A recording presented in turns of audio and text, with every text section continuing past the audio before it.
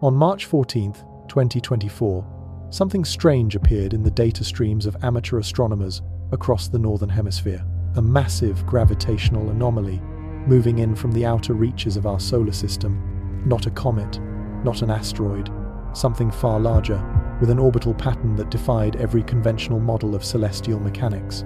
Within 72 hours, the discussions vanished from public forums, deleted, scrubbed, clean, as if someone had decided the conversation needed to stop before it really began. But here is what makes this truly unsettling. 5,000 years ago, on clay tablets baked hard under the Mesopotamian sun, Sumerian scribes recorded something eerily similar. They called it Nibiru, the crossing planet, and according to their meticulous astronomical records, it returns on a cycle, a very specific cycle, 3,600 years, which means, if their mathematics are correct, we are living in the window of its return right now. Most scholars will tell you the Sumerian creation epic, the Enuma Elish, is mythology, ancient storytelling, primitive attempts to explain the cosmos through gods and monsters. But what if we have been reading it wrong this entire time? What if these were not priests recording religious doctrine, but astronomers documenting something they actually witnessed? Something that changed everything about human civilization the last time it passed through our neighborhood of space? In December of 2023, a team at the British Museum completed a new translation of Cylinder Seal, VA 243, one of the oldest astronomical documents ever discovered. The findings were quietly published in an obscure academic journal, barely noticed by mainstream media. But the translation revealed something shocking. The Sumerians described our solar system with 12 planetary bodies. 12. At a time when humans supposedly could only see 5 planets with the naked eye. They knew about Uranus and Neptune, worlds not officially discovered until the 1700s and 1800s. They described the asteroid belt between Mars and Jupiter. They even seemed to understand planetary orbits, elliptical paths, gravitational relationships between celestial bodies. How? How does a civilization working with bronze tools and no telescopes produce star charts that rival our modern astronomical models? Unless they were not working alone, unless someone, or something, showed them. The tablets speak of the Anunnaki, beings who came from Nibiru when it last entered the inner solar system. The texts are incredibly specific. They describe these visitors as flesh and blood, not ethereal spirits. They came here with purpose. They stayed for thousands of years. They altered the course of human development in ways we are only beginning to understand. And according to those same ancient records, they promised to return when their planet completed its long elliptical journey back around our sun. Now, stick with me here, because this is where it gets genuinely strange. NASA has been searching for what they call Planet 9 since the early 2000s, a hypothetical massive planet in the outer solar system. They will not call it Nibiru, obviously. That would sound too much like ancient astronaut theory, too much like fringe pseudoscience. But the mathematics are undeniable. Something out there is influencing the orbits of trans-Neptunian objects, something with immense gravitational pull, something that should not exist according to our current models of solar system formation. In 2016, Caltech astronomers published evidence suggesting this planet could be 10 times the mass of Earth, orbiting at a distance 20 times farther than Neptune. Its orbital period, between 10,000 and 20,000 years, depending on the model, which is interesting, because if you adjust for ancient calendrical systems and the precision limitations of Bronze Age mathematics, 3,600 years falls well within the margin of error for what an ancient civilization might calculate when observing such an orbit. But here is what they are not telling you. Here is the part that gets classified, buried in technical papers, dismissed as statistical noise. Every 3,600 years, give or take a few centuries, something catastrophic happens to human civilization. The archaeological record shows it. The geological record confirms it. Mass migrations, civilizational collapses, climate upheavals that defy natural cyclical patterns, extinction events that leave layers of cosmic dust and iridium deposits in the ice cores from Greenland and Antarctica. 3600 BC. The Ubaid period ends abruptly across Mesopotamia. Cities abandoned. No war. No invasion. Just gone. 0 AD. Give or take. The Roman climate optimum collapses into centuries of cooling, biblical floods, societal transformation across the ancient world, and now, 2024, record volcanic activity, magnetic field weakening at rates that terrify geophysicists, atmospheric phenomena that have no precedent in modern meteorological data. Are these just coincidences? Random fluctuations in Earth's complex systems? Or is something approaching? Something massive enough to disturb the delicate gravitational balance that keeps our planet stable? Before we go any further, my name is Mr. H, and if you are the kind of person who thinks there is more to our history than what they teach in textbooks, more to our reality than what makes the evening news, you are in exactly the right place. This channel exists to ask the questions nobody else wants to touch. So go ahead and hit that subscribe button, tap the notification bell, because what we are about to explore together will challenge everything you thought you knew about human origins and our place in the cosmos. And honestly, you are going to want to be here for what comes next. Now, the Sumerians were not guessing. They were not making up stories around campfires. These were sophisticated observers who tracked celestial movements with a precision that would not be matched again until the Renaissance. And they left us a warning, carved into clay, baked into permanence. A warning that we have spent 5,000 years calling mythology. But what if it was never myth at all? What if it was a countdown? And what if that countdown is about to reach zero? The Enuma Elish is taught in universities as the Babylonian creation myth. 7 tablets describing how the god Marduk slayed the chaos monster Tiamat and formed the heavens and earth from her corpse. It sounds like fantasy, like ancient people trying to make sense of existence through storytelling. Except when you strip away the language of mythology and look at what is actually being described, you are not reading a religious text. You are reading an astronomical record of a cosmic collision that formed our solar system. Tablet 5 is where it gets specific. Marduk, which Sumerian astronomical texts explicitly associate with a large planetary body, encounters Tiamat in the space between what we now call Mars and Jupiter. The collision is described in extraordinary detail. Tiamat is split. Half of her becomes the hammered bracelet, the asteroid belt. The other half is knocked into a new orbit closer to the Sun, becoming Earth. Her chief warrior, Kingu, becomes our moon, forever locked in gravitational embrace with the planet formed from Tiamat's remains. Now, mainstream archaeologists will tell you this is just colorful metaphor.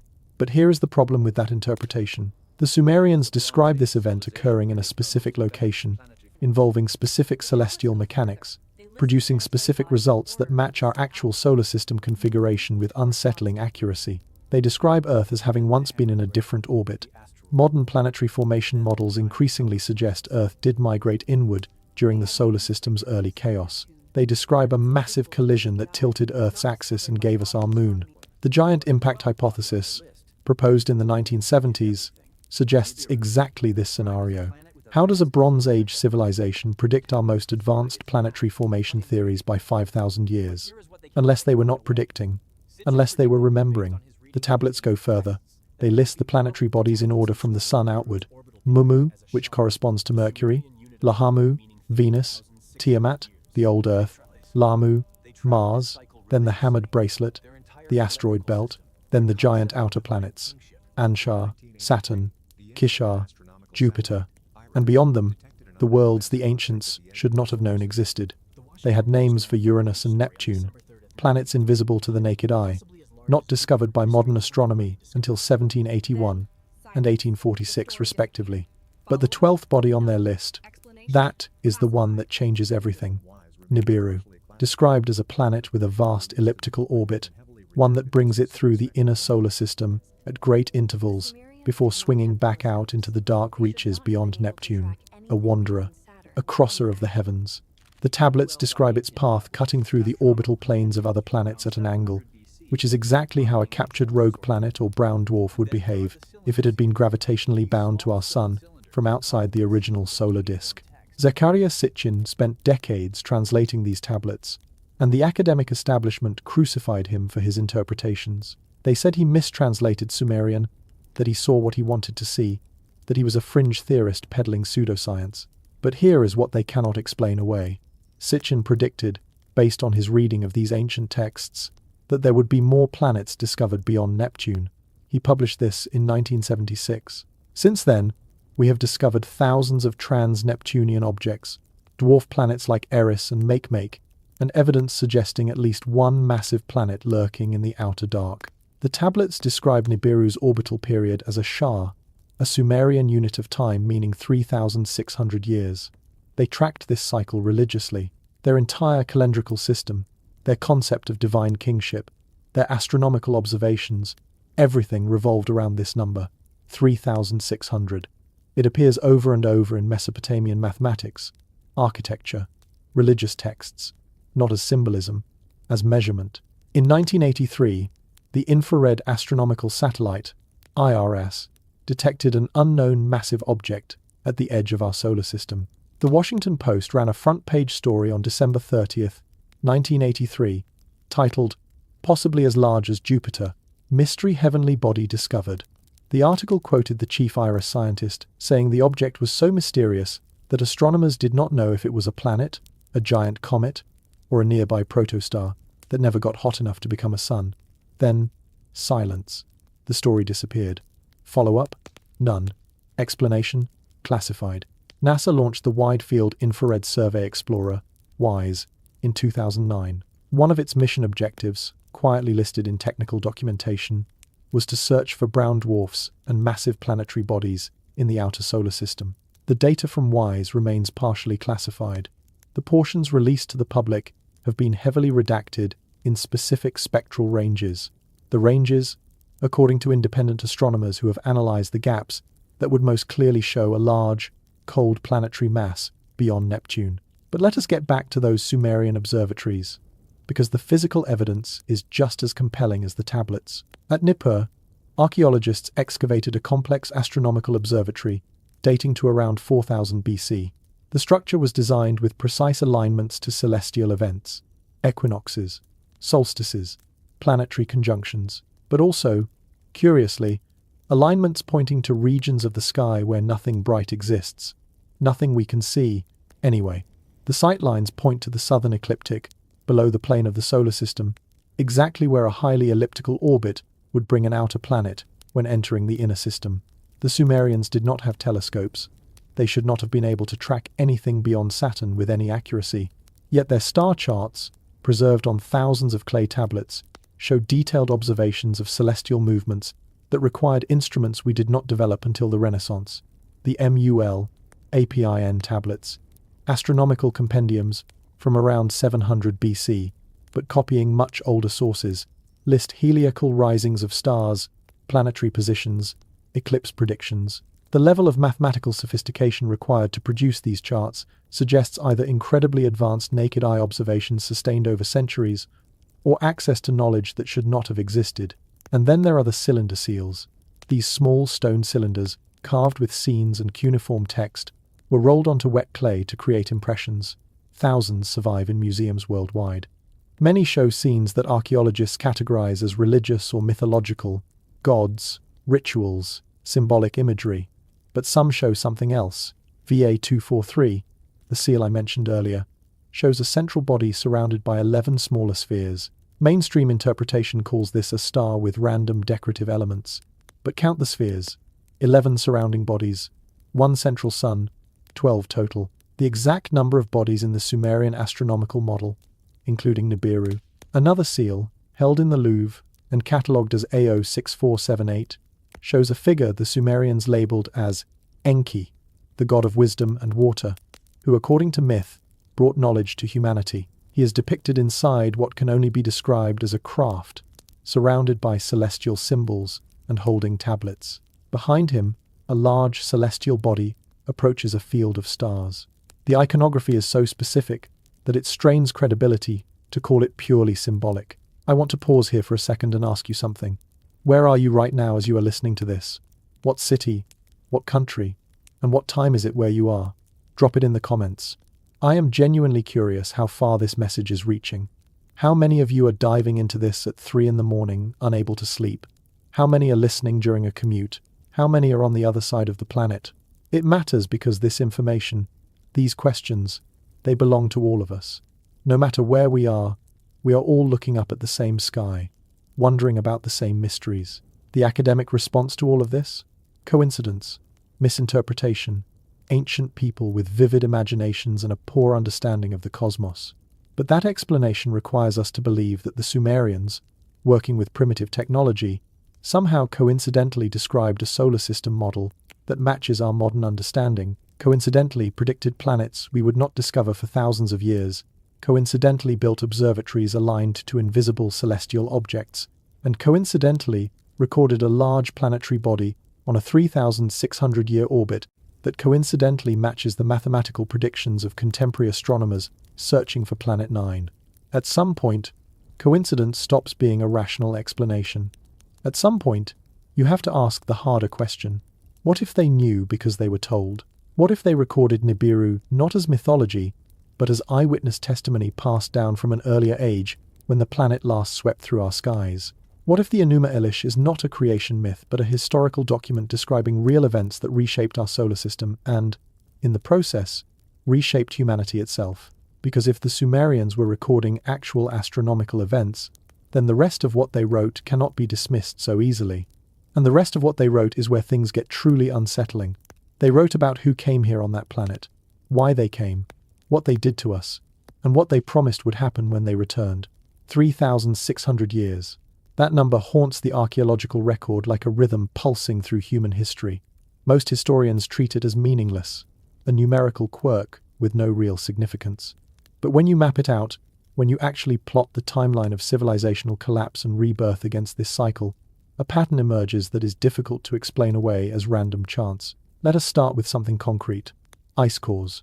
Scientists drilling into the Greenland and Antarctic ice sheets have extracted cylinders of frozen history going back hundreds of thousands of years.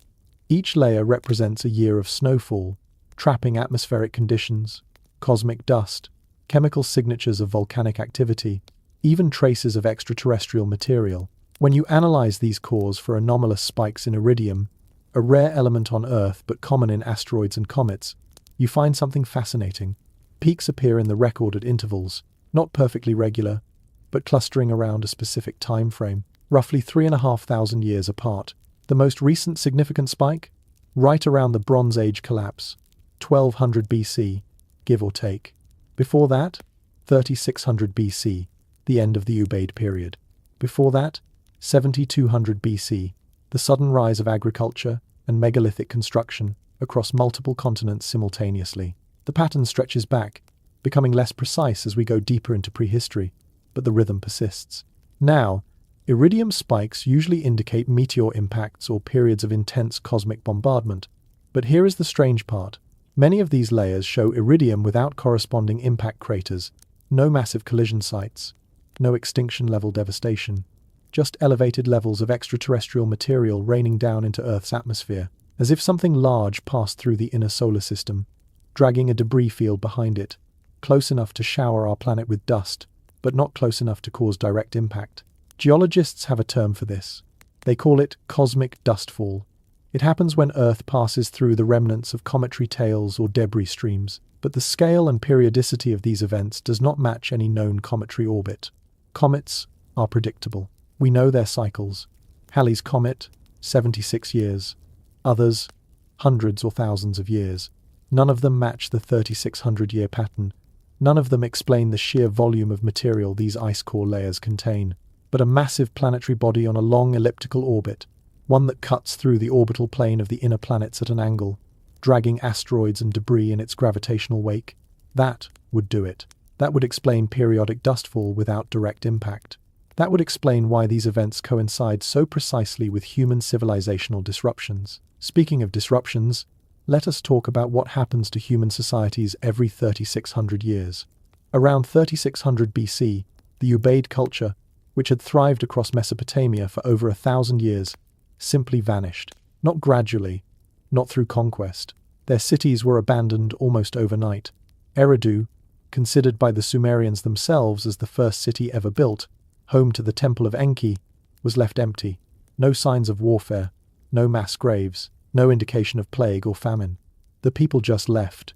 Within a few generations, the Uruk period began, and suddenly, inexplicably, human civilization took a quantum leap forward. Writing appeared, not primitive pictographs, but a fully formed cuneiform system capable of expressing complex, abstract ideas. Mathematics advanced. Architecture became monumental. Social organization reached levels of sophistication that should have taken centuries to develop, yet appeared within a single generation. Archaeologists call this the Uruk expansion, but they have no satisfying explanation for why it happened so suddenly, or how the necessary knowledge emerged so quickly. Jump forward 3,600 years, 1200 BC. The Bronze Age collapse. Within 50 years, nearly every major civilization in the eastern Mediterranean disintegrated. The Hittite Empire fell. Mycenaean Greece collapsed. The Kassite dynasty of Babylon ended. Egyptian power waned dramatically. The Sea Peoples, mysterious invaders whose origins remain unknown, swept across the region, leaving destruction in their wake. Trade networks that had existed for centuries evaporated. Literacy nearly disappeared in some regions. It took hundreds of years for civilization to recover. Climate data from this period shows something bizarre. Global temperatures dropped. Rainfall patterns shifted dramatically. Droughts struck simultaneously across regions that should have had different climate systems. Tree ring data from bristlecone pines, some of the oldest living organisms on Earth, shows a growth disruption around 1100 BC that suggests atmospheric dimming. Something blocked sunlight on a global scale. Volcanic eruptions can do this, and there is evidence of increased volcanism during this window. But volcanism alone does not explain the synchronized collapse across such vast distances. Unless something disturbed Earth's magnetic field, unless gravitational stress from a massive passing body triggered tectonic instability, setting off a cascade of earthquakes and eruptions, unless the same object that the Sumerians called Nibiru swept through the inner solar system, its gravity warping orbits, pulling at Earth's molten core, destabilizing the fragile balance that keeps our planet habitable. The Sumerian tablets describe exactly this. They say that when Nibiru approaches, the earth groans, the heavens darken, the mountains tremble, waters rise and fall without reason. It sounds like myth until you compare it to what the geological and climatological records actually show during these cyclical collapse periods. Now let us come forward to the present day. Where are we in the cycle? If the last major pass was around 1200 BC, and the cycle is 3,600 years, that puts the next window right around 2400 AD. But orbital mechanics are not precise. Gravitational perturbations from Jupiter and Saturn, interactions with the Kuiper belt, countless variables could shift the timing by decades or even centuries, which means the window of possibility we are in right now, from 2000 to 2500 AD, is exactly when we should expect to see the early gravitational effects of Nibiru's return. And we are seeing them. Earth's magnetic field is weakening at an accelerating rate. The North Magnetic Pole is racing towards Siberia, moving over 30 miles per year, 10 times faster than a century ago. This is not normal magnetic wandering. This is a precursor to a potential pole shift, something that happens, according to geological evidence, roughly every few thousand years. The last major reversal? 42,000 years ago. But partial excursions, temporary weakening events, those appear in the record much more frequently, and they cluster around our 3,600-year intervals. Seismic activity is increasing, not gradually, but in spikes. Major earthquakes, magnitude 7 and above, have occurred with greater frequency in the past 2 decades than any equivalent period in recorded history. The Pacific Ring of Fire is more active than it has been in centuries. Volcanic eruptions are occurring in regions that have been dormant for thousands of years. Iceland, Indonesia, the Aleutian Islands, all showing unprecedented activity. And then there are the solar anomalies. Our sun has been behaving strangely.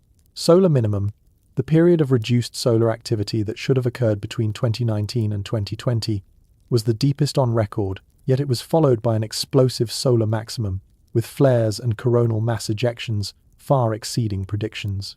Heliophysicists are puzzled. The sun's magnetic field appears to be responding to something, oscillating in ways that do not fit standard models. NASA will tell you this is all within normal variation. Climate change explains the weather. Plate tectonics explains the earthquakes.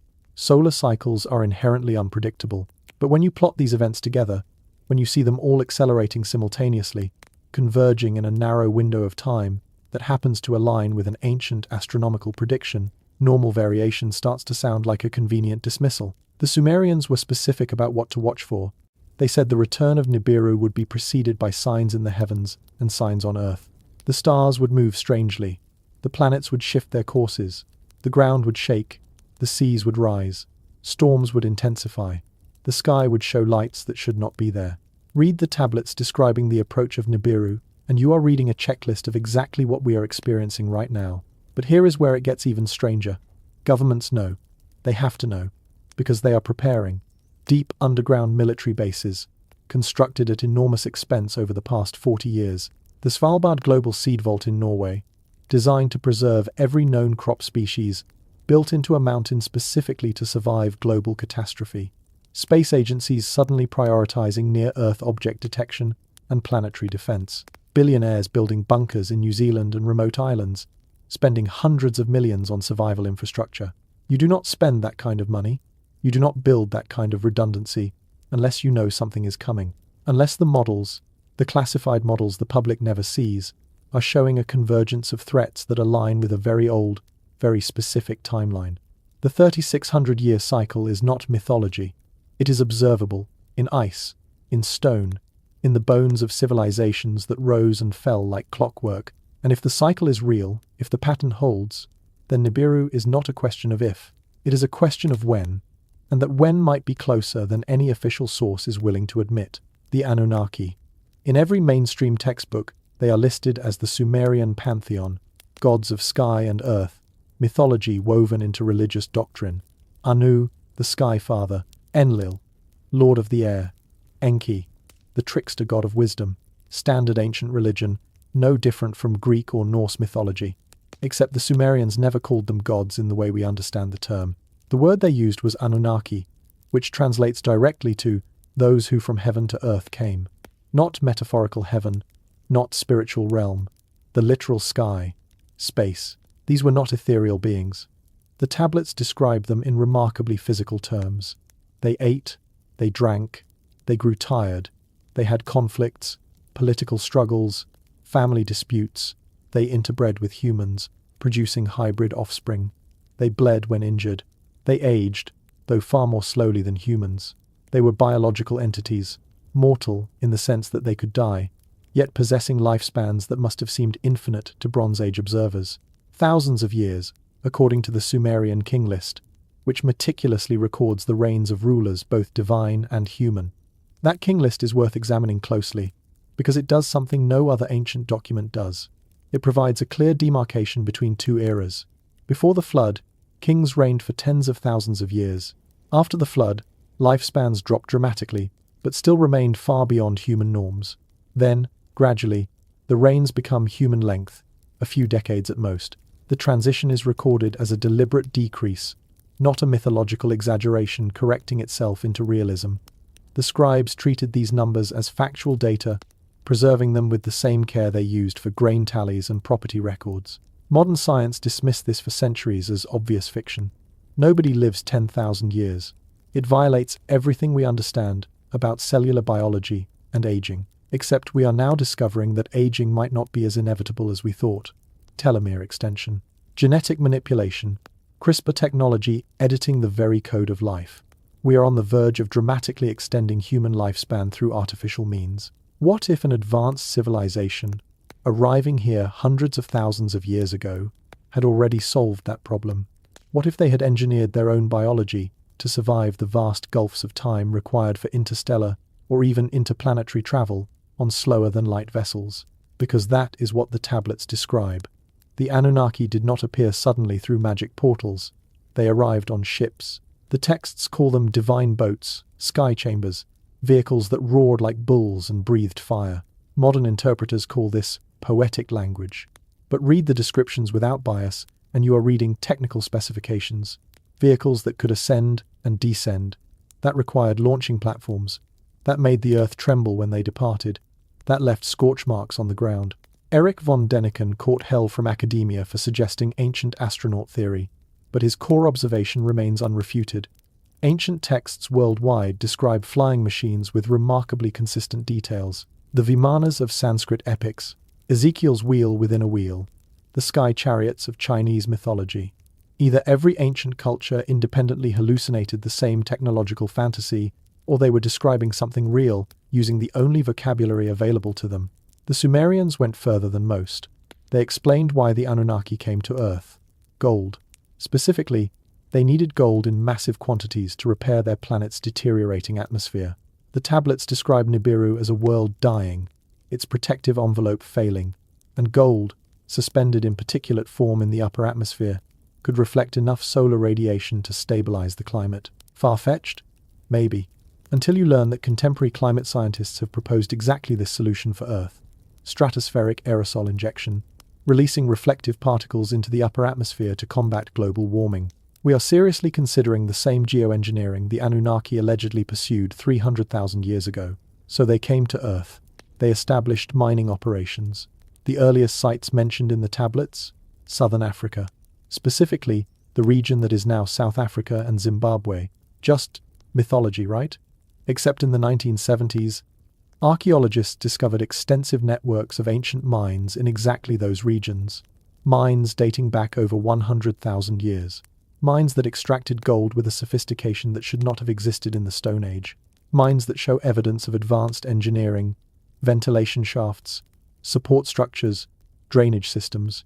The indigenous Zulu people have oral traditions about the first people, called the Abantu Bomlambo, who came from the stars and made slaves dig in the earth for metals. Those traditions predate any contact with Sumerian texts by thousands of years. Independent corroboration from opposite sides of the planet, describing the same scenario: mining operations, extraterrestrial visitors, genetic slavery, because that is where the story gets dark. The Anunnaki did not want to do the brutal labor of deep mining themselves. Why would they? They were scientists, engineers, administrators, so they created workers. The tablets are explicit about this. They took a primitive hominid that already existed on Earth and upgraded it. They mixed their essence with the clay of the Earth, poetic language for genetic engineering. They created the Adamu, the first hybrid humans, designed specifically for labor in the mines. This sounds like pure science fiction until you examine what genetics is revealing about human origins. Homo sapiens appeared roughly 300,000 years ago, not gradually evolved from earlier hominids, but appearing suddenly with dramatically increased brain capacity, reduced body hair, altered skeletal structure, and most puzzling of all, a chromosome fusion that does not exist in any other primate species. Human chromosome 2 is actually two ancestral chromosomes fused together. The fusion is so clean, so precise, that it looks deliberate. Natural fusion events are messy, producing genetic instability. Ours is stable, functional, as if someone knew exactly what they were doing. Then there are the 223 genes in the human genome that have no evolutionary precursor. They do not appear in any earlier hominid. They do not exist in any other mammal. Their origin, according to molecular biologists who have studied them, appears to be bacterial. Horizontal gene transfer from bacterial sources directly into the human germline. This does not happen naturally in complex organisms. It requires laboratory conditions. It requires deliberate insertion. In 2003, the Human Genome Project published findings that shook evolutionary biology. Our DNA contains far too much complexity, far too much apparent design, to have emerged through gradual mutation and selection in the time frame the fossil record allows. The statistical probability of beneficial mutations occurring in the right sequence to produce the human mind approaches mathematical impossibility, unless the process was accelerated, unless someone was editing the code. The FOXP2 gene is perhaps the most startling example. This gene regulates language ability. It exists in similar forms in many mammals, governing basic vocalization. But around 200,000 years ago, the human version underwent a critical mutation that enabled complex language processing, not gradual change over millions of years. A sudden, specific alteration that appeared in the archaeological record as an explosion of symbolic thought, art, culture, and technology. The timing? Right when the Sumerian texts say the Anunnaki finished creating their worker race. And it is not just genetics. Anatomy tells the same story. Human spines are poorly designed for bipedalism. We suffer chronic back pain, herniated discs, skeletal stress that other bipedal animals do not experience. Our birth process is traumatic, dangerous, inefficient compared to other primates. Human infants are born essentially premature, helpless for years, requiring intensive care that places enormous stress on parents. Why would evolution produce such obvious design flaws? Unless we were not designed for efficiency, unless we were designed for specific tasks. Strong backs for carrying loads, hands capable of fine tool manipulation, brains large enough to follow complex instructions, but not so large that we would question our creators. The Sumerian texts describe exactly this utilitarian creation. Humans were tools, biological machines, built for a purpose. But something happened that the Anunnaki did not anticipate. Their creation became too successful.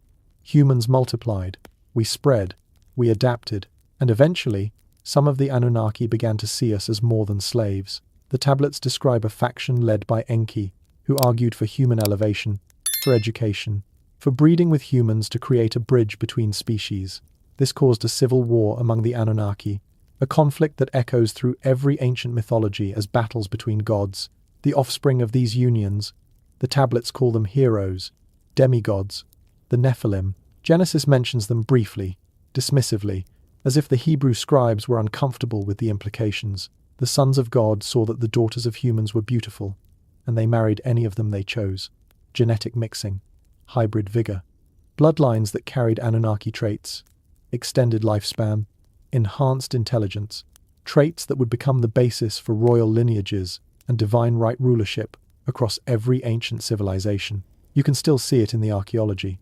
Elongated skulls found in Peru, Egypt, Malta, the Caucasus. For years, dismissed as cranial deformation, artificial shaping through binding infant heads, but recent analysis shows something different. These skulls have greater cranial volume, different bone structure, sutural patterns that do not match artificially deformed specimens. Some have been DNA tested. The results? Genetic markers that do not fit neatly into any known human haplogroup, anomalies, mutations, or evidence of hybridization with something else. If this sounds insane, consider what is happening right now. UAP encounters have escalated dramatically since 2017. Not fringe reports, official Pentagon acknowledgement, Navy pilots tracking objects that defy known physics. The 2023 congressional hearings, where military whistleblowers testified under oath about retrieved non-human biologics. The sudden government transparency about phenomena they denied for 70 years. Why now? Why the sudden admission? Unless they know something is approaching, unless the Anunnaki, or whatever they really were, are preparing to return just as the tablets predicted, and maybe, just maybe, they have never truly left. Maybe they have been monitoring their creation from a distance, watching our development, waiting for the right moment to reveal themselves again, waiting for Nibiru to bring them back into our neighborhood of space where direct contact becomes possible once more. The evidence for ancient genetic manipulation is not conclusive, but it is substantial enough that we can no longer dismiss it as primitive mythology. We are the evidence. Our strange genetics, our rapid evolution, our persistent memories of sky gods who shaped us, and if we were created for a purpose once, what happens when our creators return to see what we have become? Antarctica is not supposed to be interesting.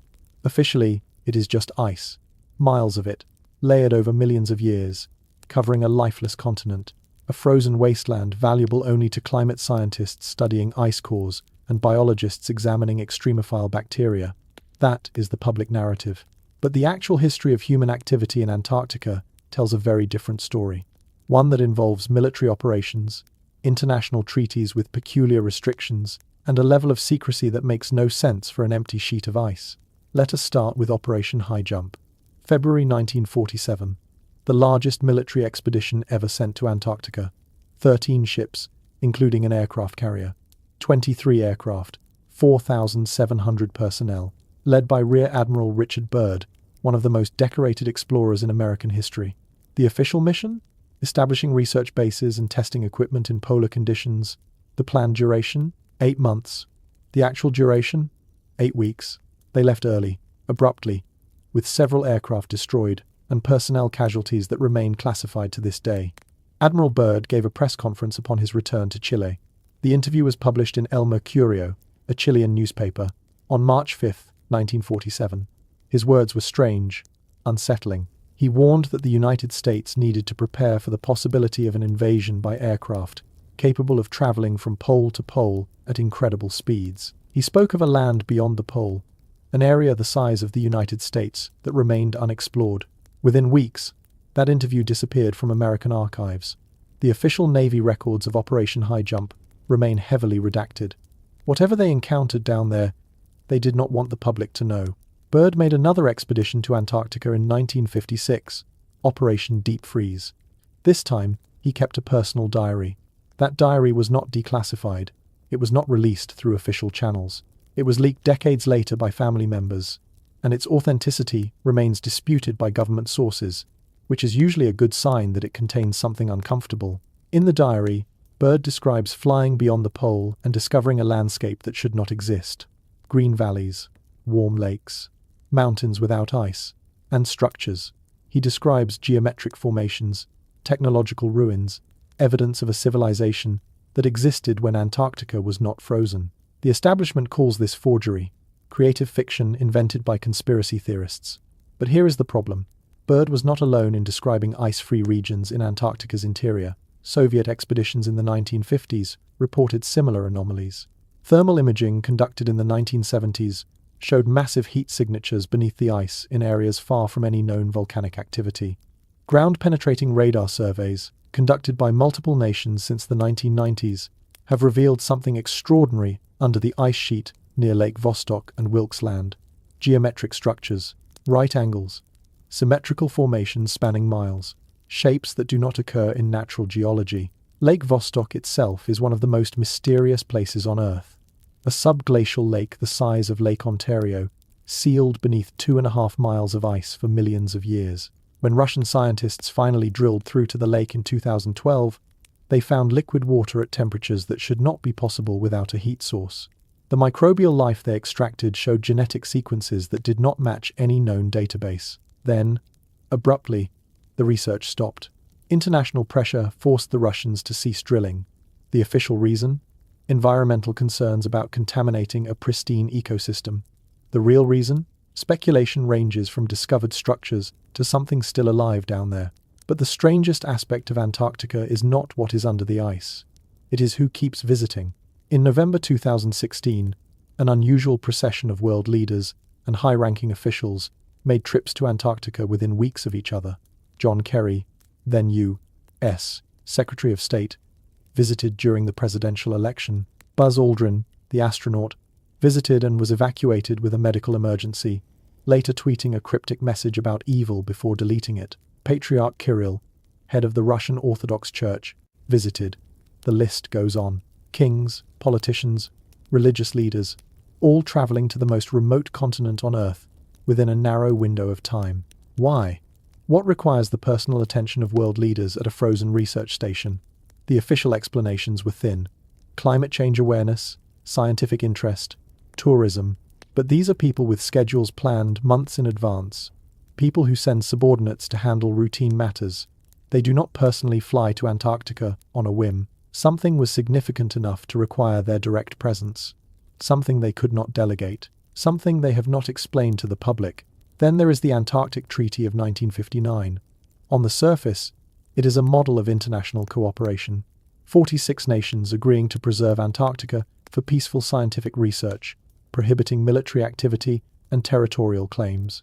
Beautiful sentiment, but read the fine print. The treaty bans nuclear testing. It bans waste disposal. It bans resource extraction. But it also contains unusual provisions about inspection rights and information sharing that effectively prevent any single nation from investigating what others might be doing in remote regions. The treaty creates plausible deniability for everyone involved. And there are zones, specific coordinates, where research is quietly discouraged. The Wilkes Land anomaly, for instance, discovered in 2006 by a gravity mapping satellite, this region shows a massive circular structure buried under the ice. The gravity signature suggests a dense metallic object roughly 300 miles in diameter. The discoverers suggested it might be an asteroid impact crater, but the metallic density does not match asteroid composition. It matches refined metals, alloys, construction materials. Further analysis was proposed. Funding was denied. The researchers moved on to other projects. The anomaly remains unexcavated, unexplained, and conveniently forgotten by mainstream science. Now, let us connect this to the Sumerian tablets, because they do mention a southern land. Specifically, they describe the Abzu, a mysterious realm associated with Enki, located in the deep south, a place of great cold where the gods maintained installations. The tablets call it the source of fresh water, which is interesting because Antarctica holds 70% of the world's fresh water locked in ice. They describe it as a forbidden place, accessible only to the initiated, a land where the gods kept their greatest technologies and knowledge. In later Babylonian texts, the Abzu is described as being both beneath the earth and at the edge of the world. For centuries, Scholars interpreted this as mythological underworld imagery. But what if it was literal? What if the Abzu was Antarctica, a continent at the edge of the known world, covered by ice that conceals what lies beneath? A place where the Anunnaki established a base, a depot, a permanent installation designed to survive the millennia between their visits? The Piri-Reis map adds another layer to this. Created in 1513 by an Ottoman admiral and cartographer, the map shows the coastline of Antarctica, not the ice, the actual coastline, the rock beneath the ice, with bays and inlets and geographic features that would not be officially mapped until the 1950s, using seismic surveys. Piri-Reis wrote in his notes that he compiled the map from ancient source charts, some dating to the time of Alexander the Great or earlier. He had access to documents that no longer exist, maps that showed Antarctica as it appeared before the ice. Mainstream historians say the map is coincidence, lucky guesswork, or that it does not actually depict Antarctica at all, but the correlation is too precise. The geographic features match, the scale matches. Unless Piri-Reis was an incredibly lucky guesser, he was working from source material, created by someone who had seen Antarctica ice-free. And the last time Antarctica was ice-free, according to geological consensus, was at least 15 million years ago, long before humans existed. Unless humans are far older than we admit, or unless someone else was mapping the Earth when Antarctica was still habitable. The Sumerians said the Anunnaki came from the sky and established bases on Earth.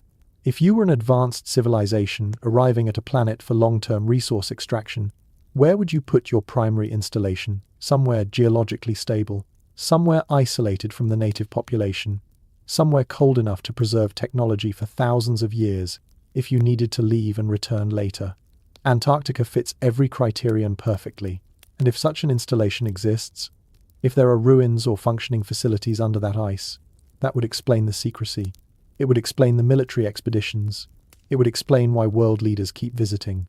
It would explain the international treaty that effectively prevents any one nation from claiming or fully investigating the continent, because whoever controls access to that technology controls the future. The ancient tablets say the Anunnaki will return when Nibiru completes its orbit. They say the Abzu, their southern installation, will be reactivated. They say the signs will include the ice breaking, the land revealing what was hidden. For thousands of years, that sounded like mythology. But now, Antarctic ice is melting faster than at any point in human history. Shelves the size of countries are carving off. Coastlines are appearing that have been buried for millennia. Whatever is under that ice, we are going to see it soon, whether we are ready or not. The human genome contains approximately 3 billion base pairs. For decades after we first sequenced it, scientists believed that only about 2% of our DNA actually did anything useful. The rest, the vast majority, was labeled junk DNA, evolutionary leftovers, genetic debris accumulated over millions of years with no function, no purpose, just sitting there taking up space in every cell of our bodies. It was a comforting narrative, simple, clean. It fit the gradualist model of evolution perfectly, except it was completely wrong. Starting in the early 2000s, researchers began discovering that this so-called junk DNA was not junk at all. It was a regulatory network of staggering complexity, switches that turn genes on and off, scaffolding that organizes chromosomal structure, codes within codes, layered information systems that make our computers look primitive by comparison.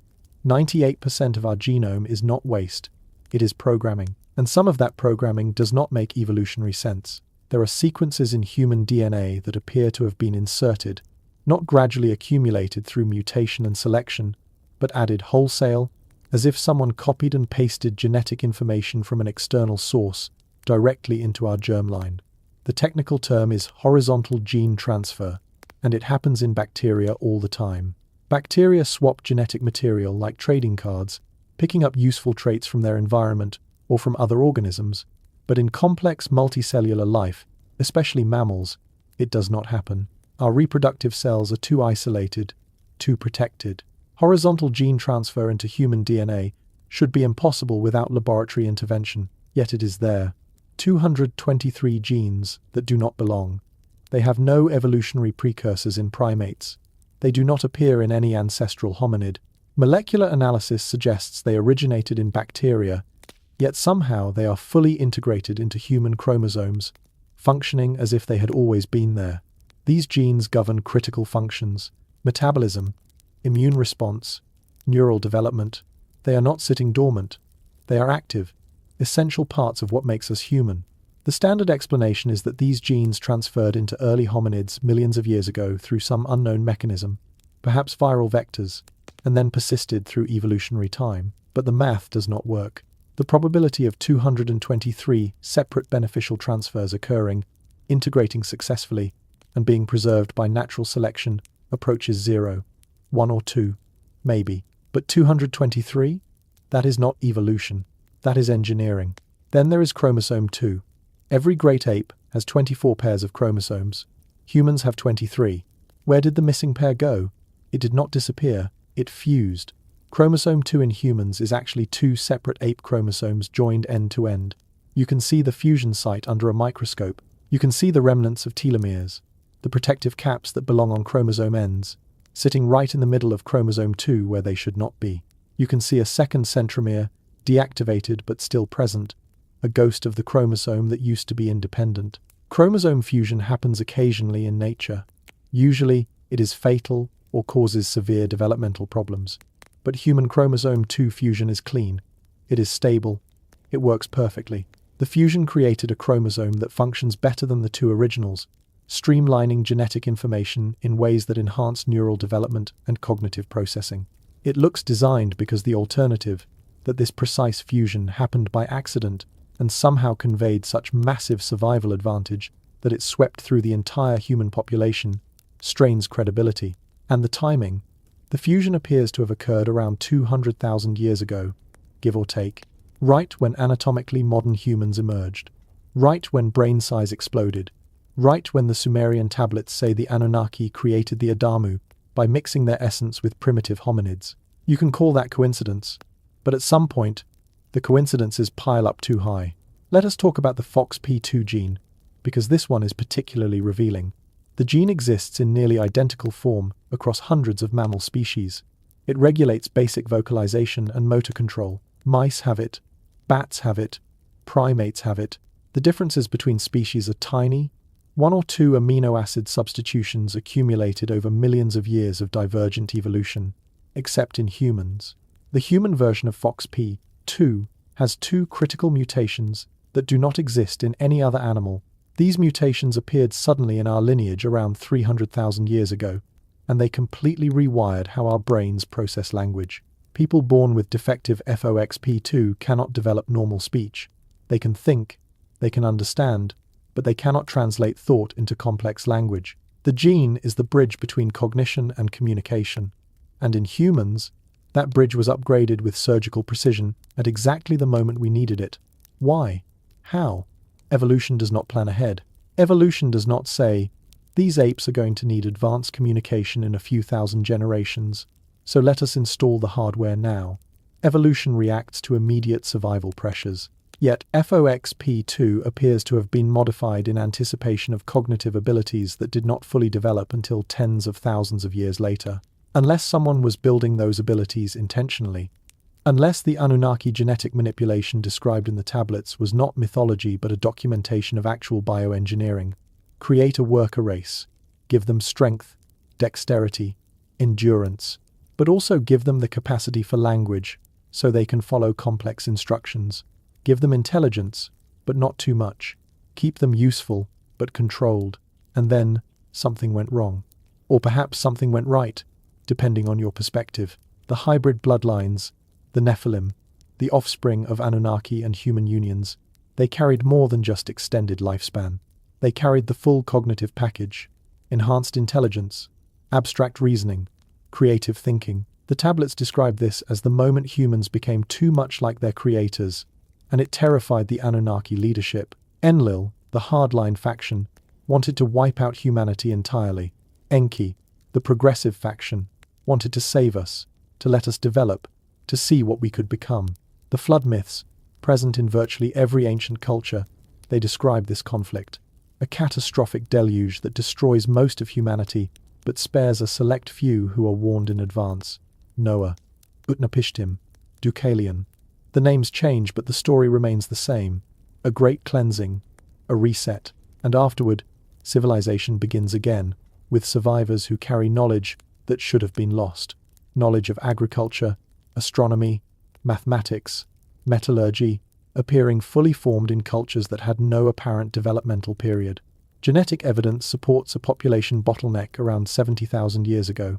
The Toba supervolcano eruption nearly wiped out humanity, reducing our numbers to perhaps 10,000 individuals. But there is another bottleneck, less discussed. Around 12,000 years ago, coinciding with the end of the last ice age and massive global flooding, human genetic diversity drops sharply. Entire lineages disappear from the record. Then, suddenly, in the archaeological record, we see the Neolithic revolution, agriculture, permanent settlements, civilization emerging independently across multiple continents within a few centuries of each other. Were we being repopulated? Were we being given a second chance under new management? The tablets suggest that after the flood, the Anunnaki made a decision. They would withdraw direct governance but maintain observation. They would allow humans to develop on their own, but preserve certain bloodlines, royal dynasties that carried their genetic legacy, to ensure their investment was not lost. Every ancient culture claims divine ancestry for their rulers. Egyptian pharaohs, sons of Ra, Mesopotamian kings, appointed by the gods, Chinese emperors, descendants of heaven, Japanese royalty, descendants of Amaterasu. Always the same claim, always the same justification for authority. We are different from you. We carry the blood of the gods. And maybe they did.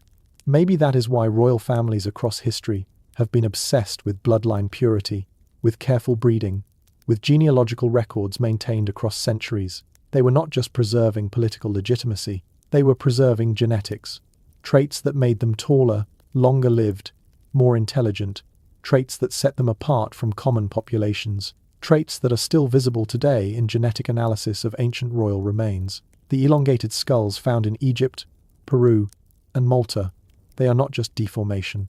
Recent DNA analysis on Paracas skulls from Peru showed mitochondrial DNA with mutations unknown in any present human population. The bone structure is different. The cranial volume is 25% larger than normal human skulls. The foramen magnum, the hole where the spine connects to the skull, is positioned differently. These are not shaped heads. These are different heads, belonging to people who were not quite human, or who were more than human, depending on how you look at it. If the Anunnaki interbred with humans, their genetic legacy would persist. Recessive traits, hidden sequences, information locked in our DNA, waiting for the right circumstances to express. We are walking evidence of contact, of manipulation, of a breeding program that turned wild primates into something capable of philosophy, art, science, space travel. We went from banging rocks together to landing on the moon in what amounts to an evolutionary eye blink. That does not happen naturally. That happens when someone edits the code and presses fast forward. And here is the unsettling part. If our genetics were programmed once, they can be programmed again. We are doing it ourselves now.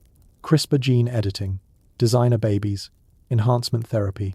We are reverse engineering what was done to us, learning to edit life at the fundamental level. Are we rediscovering lost knowledge? Are we following a path that was laid out for us in our very DNA? Instructions waiting to be read when we develop the technology to understand them? The Sumerian tablets say the Anunnaki will return. They say when Nibiru comes back, our creators will judge what we have become. They will see if their experiment succeeded, if humanity evolved into something worthy of joining them, or if we need correction, adjustment, perhaps another reset.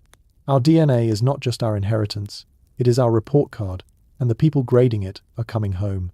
Something is affecting the outer solar system right now, and astronomers cannot agree on what it is. Trans-Neptunian objects, chunks of ice and rock orbiting beyond Neptune in the Kuiper Belt, are moving wrong. Their orbits are clustering in ways that defy random distribution. 6 of them, massive dwarf planets and Plutoids, all share orbital characteristics that should not exist by chance. They are tilted at similar angles. They reach perihelion, their closest approach to the Sun, in roughly the same region of space, and their orbits appear to be shepherded, gravitationally corralled by something we cannot see. In 2016, Caltech astronomers Konstantin Batygin and Mike Brown published research in the Astronomical Journal proposing Planet 9, not Pluto, not a collection of asteroids, a genuine planet, 5 to 10 times Earth's mass, orbiting somewhere between 400 and 800 astronomical units from the Sun. For reference, Neptune orbits at 30 astronomical units. This thing, if it exists, is in the deep dark, so far from the Sun that it reflects almost no light. We cannot see it with optical telescopes. We can only infer its presence by watching how other objects move. Brown is the astronomer who demoted Pluto. He is not given to wild speculation. He is a skeptic, a traditionalist, someone who made his career on hard data. For him to stake his reputation on the existence of an undiscovered massive planet means the evidence is compelling. Since that initial paper, more objects have been discovered with the same orbital clustering. The probability that this is random, less than 1 in several thousand. Something is out there, pulling strings, bending space, herding these distant objects like a gravitational sheepdog. NASA will not call it Nibiru. That word carries too much baggage, too much association with doomsday prophecy and fringe theory. But the mathematics describing Planet 9's hypothetical orbit bear uncomfortable similarities to what the Sumerian tablets describe. A massive body, an elliptical orbit that brings it through the outer solar system at long intervals. Gravitational influence extending deep into the Kuiper belt. The tablets called it the crosser, the disturber, the planet of the crossing. Modern astronomy calls it Planet 9. Different names for the same gravitational ghost. Then there are the solar anomalies. Our Sun has an 11-year activity cycle, oscillating between solar maximum and solar minimum, with predictable regularity. Except the current cycle is not behaving predictably. Solar Cycle 25 began in 2019 with the deepest, quietest minimum in a century. Scientists predicted a weak maximum, barely noticeable activity. Instead, the Sun exploded into one of the most violent maximums on record. Flares, coronal mass ejections, magnetic storms that knocked out satellites and disrupted power grids across Europe and North America. Heliophysicists are puzzled. The Sun's internal magnetic dynamo appears to be responding to external stress, something tugging at it gravitationally, disturbing the delicate balance of plasma currents deep inside the solar core. Planets do this to a minor degree. Jupiter's massive gravity creates measurable tidal effects on the Sun, but the current disturbances are too strong, too irregular to be explained by known planetary positions. Something else is pulling, something with mass comparable to Jupiter or larger, but positioned where we are not looking, or in a location where its influence has only recently begun to reach the inner system. The barycenter of the solar system, the center of mass around which everything orbits, is shifting. Usually, it sits just outside the Sun's surface, offset by Jupiter's bulk, but recent calculations show anomalous drift, movement that does not match the gravitational models we have been using for decades. NASA has quietly updated orbital prediction software multiple times since 2020, compensating for unexplained perturbations. They call it improved accuracy. But improved accuracy for what? What changed? What new variable entered the equation? Earth's magnetic field is another indicator. The poles are wandering faster than at any point in recorded history. The North Magnetic Pole has moved over 600 miles in the last 20 years, accelerating from a drift of about 10 miles per year to nearly 40. The South Magnetic Pole is also moving, though less dramatically. The field strength is dropping, down nearly 10%, since measurements began in the 1800s. The rate of decline is accelerating. Magnetic pole reversals happen. The geological record shows hundreds of them over millions of years. But they do not happen smoothly. The field weakens. It becomes chaotic, unstable.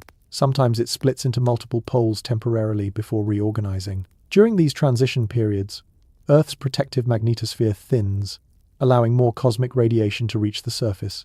Satellites fail, power grids overload, atmospheric chemistry changes, and according to some models, tectonic activity increases as the churning outer core responds to magnetic instability. We are in the early stages of a possible reversal right now, or perhaps not a full reversal, but an excursion, a temporary weakening and reorganization. The last major excursion was the Lachamp event, 42,000 years ago. It coincided with megafauna extinctions, sudden climate shifts, and according to recent research, a surge in human innovation and cultural development. Cave art exploded during this period.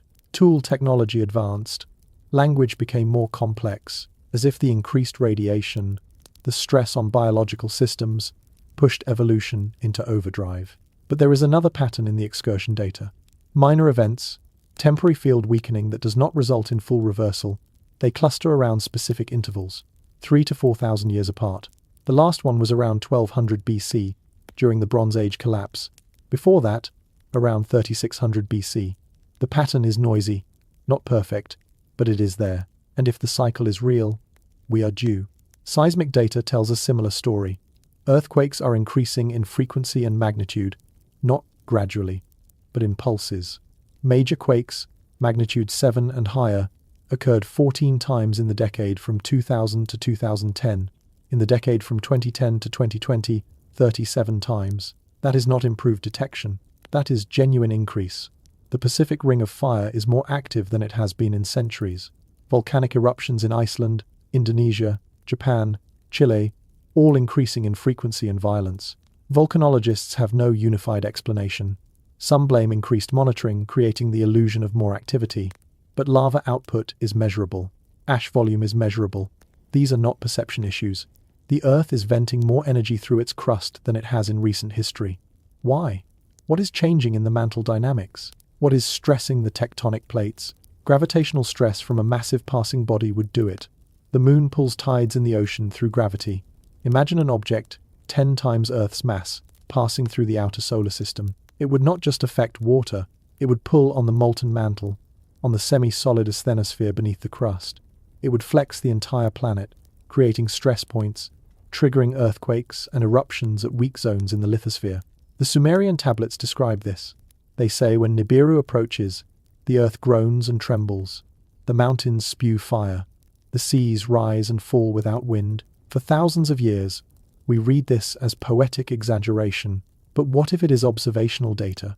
What if ancient astronomers watched Nibiru's previous pass and documented the gravitational effects it had on Earth? What if they are trying to warn us that the same thing is about to happen again? And then there are the preparations. Governments are building infrastructure that makes no sense unless they expect catastrophic disruption. The Svalbard Global Seed Vault in Norway, completed in 2008, stores seeds from every agricultural crop on Earth. It is designed to survive nuclear war, asteroid impact, supervolcano eruption, any conceivable disaster. Why build it now? Why the urgency? Deep underground military bases have proliferated since the 1980s. Not small bunkers, massive complexes with independent power, water, air filtration, food storage for years. The official justification is continuity of government in case of nuclear war. But the Cold War ended 30 years ago. Why are we still building these facilities? Why are they being expanded and upgraded with technology that suggests long-term habitation, not short-term emergency shelter? Billionaires are buying property in remote locations.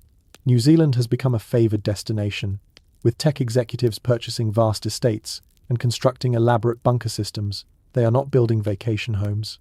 They are building survival compounds with redundant systems, military-grade security, infrastructure designed to operate independently of the global grid. These are people with access to information the public does not see. They are not paranoid. They are informed, and they are preparing for something specific. Space agencies worldwide have suddenly prioritized planetary defense. NASA established the Planetary Defense Coordination Office in 2016. China, Russia, the European Space Agency, all launched similar programs within a few years. The official focus is asteroid detection and deflection.